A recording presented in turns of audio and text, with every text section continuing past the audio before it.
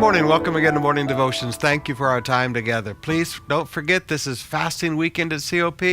Really, come to a service and then hang out in the prayer room and just spend the day in God's house. This is fasting and prayer weekend.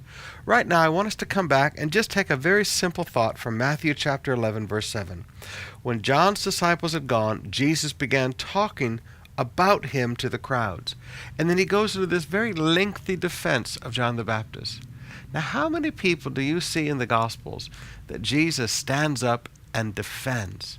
There is no one that Jesus stands up and defends this strongly and over this many verses. Now, there's a thought that you need to get here. Jesus is a leader, defended people who paid the price.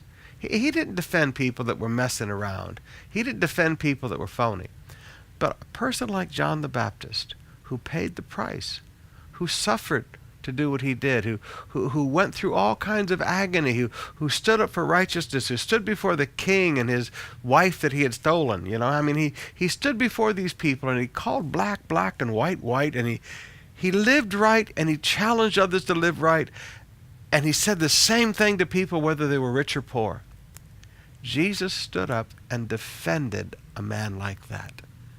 Jesus stood up and defended a man who had paid the price, who lived a black and white life with no gray areas. I want to challenge those of you that are leaders today. When there are people that serve with you, and these are righteous people who pay the price to do right, stand up and vigorously defend them in Jesus' name.